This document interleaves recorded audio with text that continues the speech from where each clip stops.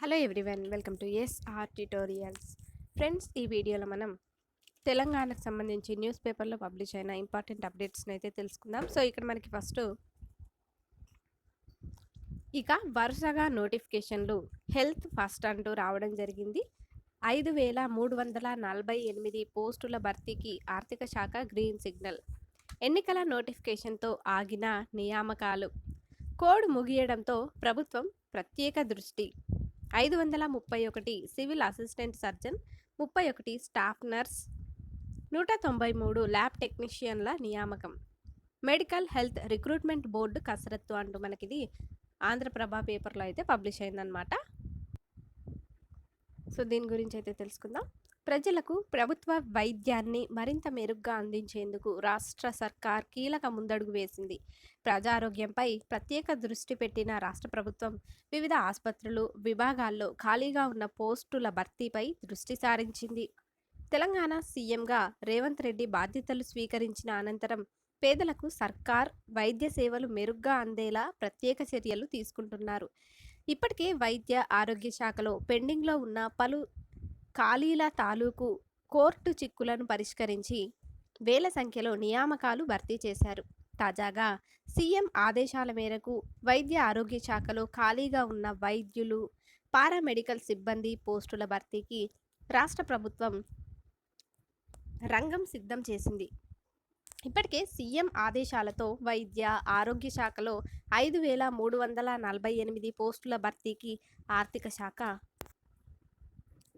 ఈ ఏడాది మార్చిలోనే అనుమతి ఇచ్చింది. అయితే సార్వత్రిక ఎన్నికల కోడ్ రావడంతో నోటిఫికేషన్ ప్రక్రియ నిలిచిపోయింది. ప్రస్తుతం ఎన్నికల కోడ్ ముగియడంతో ఖాళీల భర్తీపై సీఎం రేవంత్ రెడ్డి ప్రత్యేక శ్రద్ధ చూపుతున్నారు. మరోవైపు ప్రతి వర్షాకాలంలో డెంగీ, ఇతర విష జ్వరాలు విజృంభించే ప్రమాదం ఉన్నటువంటి నేపథ్యంలో ప్రభుత్వ ఆసుపత్రుల్లో ఖాళీలన్నింటినీ యుద్ధ ప్రాతిపదికన భర్తీ చేయాలని వైద్య ఆరోగ్య శాఖను ముఖ్యమంత్రి కార్యాలయం ఆదేశించింది. ఇప్పటికే వైద్య ఆరోగ్య శాఖలో 5348 పోస్టుల భర్తీకి రాష్ట్ర ప్రభుత్వం మార్చిలోనే గ్రీన్ సిగ్నల్ ఇచ్చిన నేపథ్యంలో తాజాగా 531 civil assistant surgeon, 193 lab technician, 31 staff నర్సుల భర్తీకి రంగం సిద్ధమైంది. ఈ ఖాళీల భర్తీకి త్వరలోనే నోటిఫికేషన్లు జారీ కానున్నాయి. ప్రస్తుతం రాష్ట్ర వ్యాప్తంగా ప్రాథమిక ఆరోగ్య కేంద్రాల్లో అంటే పిహెచ్సిల్లో సివిల్ అసిస్టెంట్ సర్జన్ల కొరత ఎక్కువగా ఉంది. ఈ సమస్యను అధిగమించి ప్రజలకు మెరుగైన సేవలు అందించేందుకు సివిల్ అసిస్టెంట్ సర్జన్ల పోస్టులు 531 భర్తీ చేయాలని రాష్ట్ర ప్రభుత్వం నిర్ణయించింది. ఈ మేరకు తెలంగాణ రాష్ట్ర వైద్య ఆరోగ్య సేవల నియామక బోర్డు త్వరలోనే ఈ పోస్టుల భర్తీకి నోటిఫికేషన్ జారీ చేయనుంది. నియామకాల అనంతరం ఆయా పిహెచ్సిల్లోని డిమాండ్కు అనుగుణంగా సర్జన్లను నియమించనున్నారు. వ్యాధి నిర్ధారణ పరీక్షలు నిర్వహించే ల్యాబ్ టెక్నీషియన్ల పోస్టులు ఖాళీగా ఉన్నాయి. అయితే ఈ నేపథ్యంలో 193 ల్యాబ్ టెక్నీషియన్ పోస్టుల భర్తీకి తెలంగాణ వైద్య విధాన పరిషత్ త్వరలోనే నోటిఫికేషన్ జారీ చేయనుంది. అలాగే వివిధ ఆసుపత్రుల్లో రోగులకు సేవలు అందించే స్టాఫ్ నర్సుల పోస్టులను భర్తీ చేయనున్నారు. ఈ మేరకు 31 స్టాఫ్ నర్సుల పోస్టుల భర్తీకి ఎంహెచ్ఎస్ఆర్బి నోటిఫికేషన్ జారీ చేయనుంది.